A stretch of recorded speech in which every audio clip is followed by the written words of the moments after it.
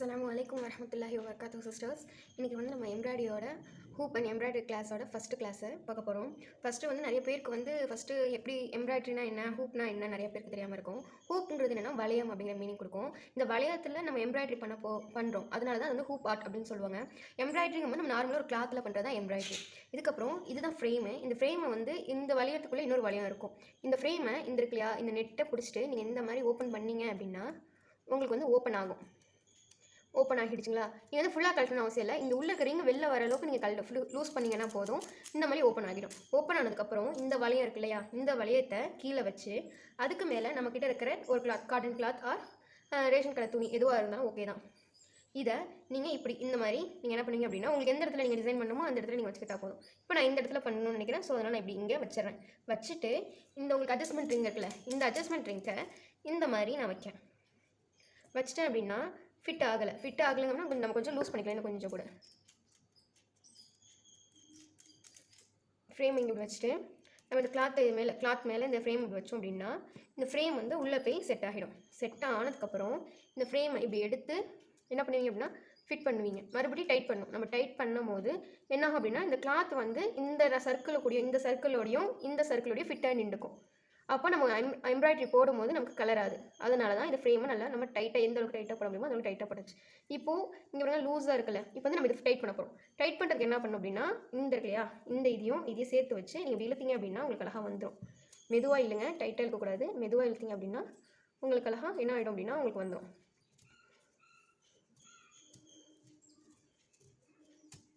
இதில் வருது பார்த்தீங்களா, இங்கே சுருக்கம் இருக்குது. நம்ம இழுக்க இந்த சுருக்கம் எல்லாமே கம்ப்ளீட்டடாக இறங்கிடும். இதே மாதிரி இந்த சைட்லையும் நீங்கள் இந்த ஃப்ரேமை டைட்டாக போட்டிங்க அப்படின்னா தான் உங்களுக்கு இந்த இடம் டைட்டாக இருந்துச்சுன்னா தான் உங்களுக்கு ஃப்ரேம் ஃபிட்டாக இருக்கும். நான் இதை ஃபுல்லாக கம்ப்ளீட்டாக இழுத்துட்டேன். ஓகே, இப்போ இந்த இதை அழுத்தி பார்த்தீங்க அப்படின்னா ஃப்ரேம் வந்து உள்ளே போகாது. ஓகேங்களா? இந்த மாதிரி ஆனதுக்கப்புறம் இதுதான் ஃபஸ்ட்டு வந்து ஃப்ரேம் செட்டிங். ஃப்ரேமை வந்து கிளாத்தில் வந்து செட் பண்ணிட்டோம். ஓகேவா? ஃப்ரேம் வந்து கிளாத்தில் செட் பண்ணதுக்கப்புறம் ஸ்டிச்சஸ்ங்கிறது 2 இருக்குது. இன்றைக்கி நம்ம பார்க்க போகிற ஸ்டிச்சஸ் என்னென்னா ரன்னிங் ஸ்டிச்சும் பேக் ஸ்டிச்சும். அந்த ரன்னிங் ஸ்டிச்சுக்கும் பேக் ஸ்டிச்சுக்கும் என்னென்ன தேவை அப்படின்னு பார்த்தீங்க அப்படின்னா நீடில் தேவைப்படும். நம்பர் 10 நீடில் தெரியுதா நல்லா? Number 10 needle. இந்த நம்பர் 10 நீடில் எதுக்கு யூஸ் பண்ணுவோம் அப்படின்னா இந்த இதில் வந்து நம்ம நீங்கள் கேட்கலாம், ஏன் சிஸ்டர் வேறு நீடில் யூஸ் பண்ண முடியாதா, இந்த நம்பர் 10 நீடில் தான் யூஸ் பண்ண முடியுமா அப்படின்னு கேட்டால் ஆமாம். ஏன் அப்படின்னா இந்த இருக்குது பார்த்தீங்களா, ஐபால் வந்து இதில் வந்து பெருசாக இருக்கும். மற்ற நீடில் நம்ம வீட்டில் யூஸ் பண்ணுற நீடில் வந்து சின்னதாக இருக்கும். அதனால் இந்த நம்பர் 10 நீடில் நம்ம யூஸ் பண்ணுறோம். நெக்ஸ்ட்டு வந்து த்ரெட் வந்து நீங்கள் பார்த்தீங்க அப்படின்னா நீங்கள் கடையில் எம்ப்ராய்டரி த்ரெட் அப்படின்னு கேட்டிங்கன்னா இருக்கும். இந்த த்ரெட்டில் வந்து 5 மோர் தென் 5 or 6 த்ரெட் வந்து மர்ஜ் பண்ணி வச்சுருப்பாங்க. அதுதான் வந்து எம்ப்ராய்டரி த்ரெட்னு சொல்லுவாங்க. இந்த த்ரெட் என்ன பண்ண போகிறோம் அப்படின்னா அதுக்கப்புறம் நமக்கு தேவை சிசர். உங்கள் வீட்டில் சிசர் இருந்தால் சிசர் யூஸ் பண்ணிக்கலாம், இல்லாட்டி கட்டர் இருந்தாலும் கட்டர் யூஸ் பண்ணிக்கலாம்.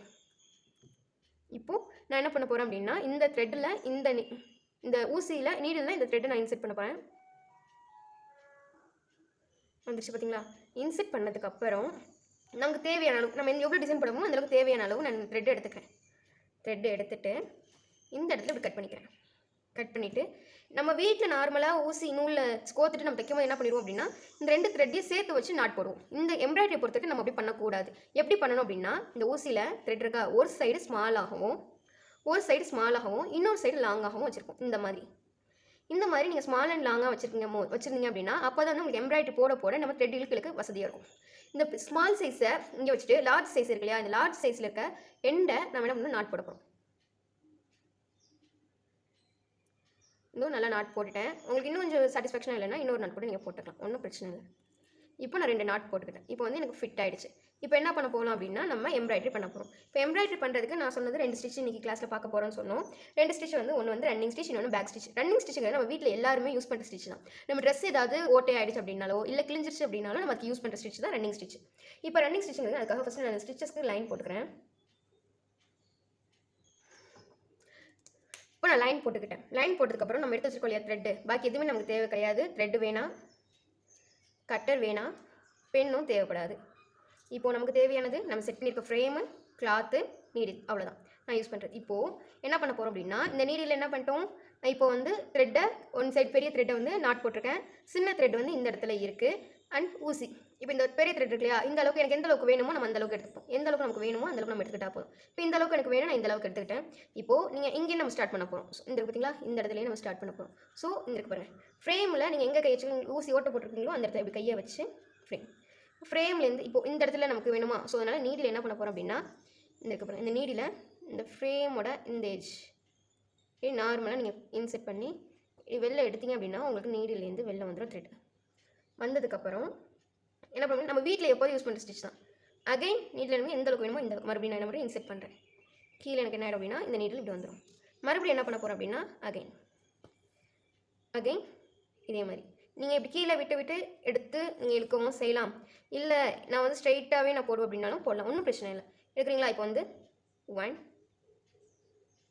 2 இதுக்காக இப்படி எடுத்து நீங்கள் இழுத்தீங்கன்னா கூட இந்த ஸ்டிச்சஸ் வந்துடும். அகைன் நீங்கள் கை விரல் இருக்குல்ல, உங்களோட விரலை வந்து இந்த கிளாத்தில் இந்த லைன் கிட்ட நீங்கள் வச்சுக்கிட்டீங்க அப்படின்னா த்ரெட் வந்து எங்கே கரெக்டாக இருக்குமோ அந்த இடத்துல நமக்கு கரெக்டாக போயிடும். மறுபடியும் மேலே வரும்போது அந்த உங்களோட கையை வச்சு நீங்கள் தள்ளினீங்க அப்படின்னாலே ஊசி உங்கள் கையில் குத்தாமல் நீங்கள் இப்படி மேலே இழுத்தீங்கனாலே உங்களுக்கு கரெக்டாக வந்துடும். இந்த மாதிரி அகைன் நீங்கள் என்ன பண்ணுவீங்க, இங்கே இப்படி குத்தி அகைன் இப்படி மேலே இந்த எண்டு கிட்ட கொண்டு வரேன். இதுக்கு பேர் தான் ரன்னிங் ஸ்டிச் அப்படின்னு சொல்லுவாங்க.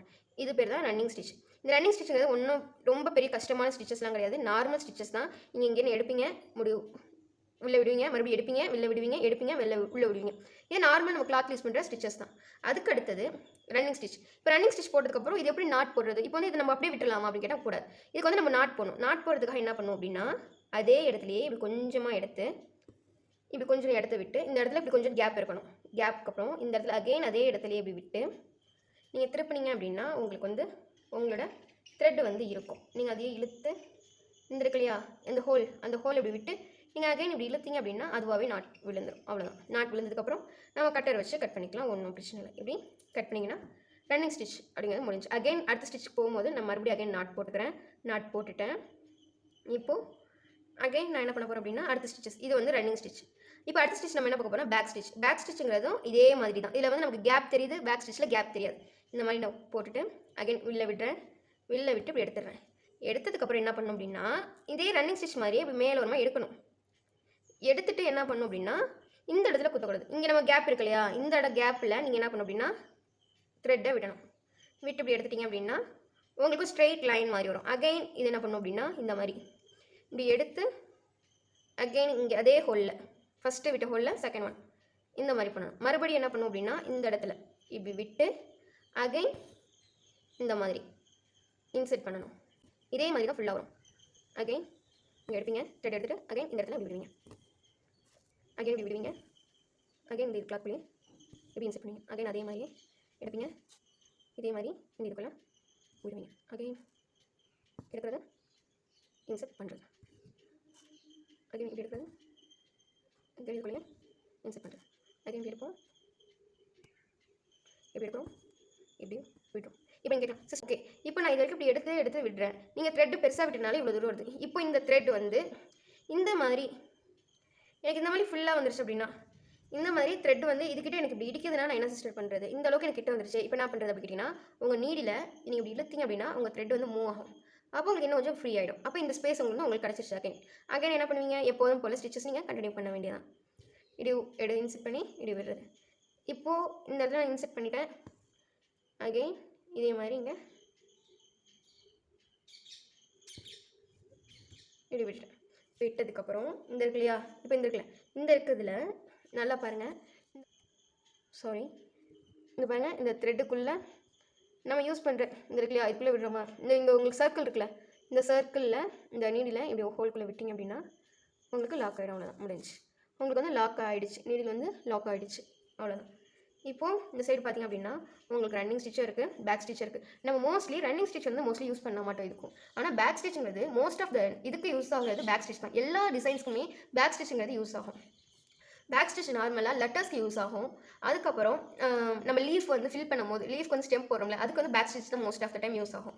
இப்போ உங்களுக்கு எக்ஸாம்பிளுக்கு ஒரு லெட்டர் நான் போட்டு காட்டுறேன். நார்மலாக ஏ போடலாமா,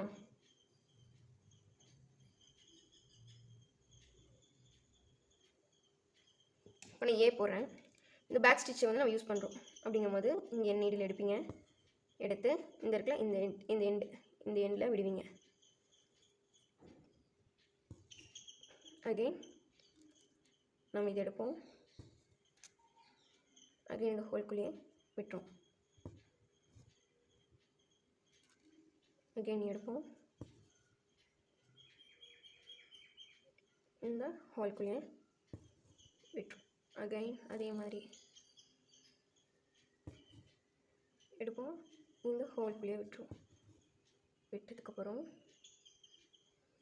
அகைன் இந்த சைடு அதே மாதிரி எடுப்போம், இந்த ஹோல்குள்ளே விட்டுரும். எடுப்போம், ஹோல்குள்ளே விட்டுரும். எடுப்போம்,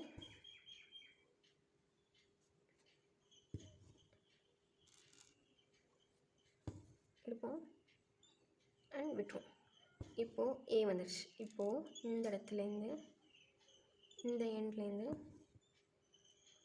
இந்த எண்டுக்கு டாட் லைன்லேருந்து டாட் லைன், அவ்வளோதான். இப்போது ஏ வந்துருச்சா? ஏ வந்ததுக்கப்புறம் அதே மாதிரி இப்போ வந்து இந்த இருக்குல்ல இந்த ஸ்டிச்சஸில் இருக்க த்ரெட்டுக்குள்ளேயே நீங்கள் நீடில் விட்டு எடுத்து இந்த இருக்குல்ல இந்த ஹோல்குள்ளே விட்டிங்க இழுத்திங்க அப்படின்னா உங்களுக்கு ஆட்டோமேட்டிக்காக லாக் ஆகிடும். லாக் ஆனதுக்கப்புறம் நம்ம கட்டர் வச்சு அப்படி கட் பண்ணிக்கலாம்.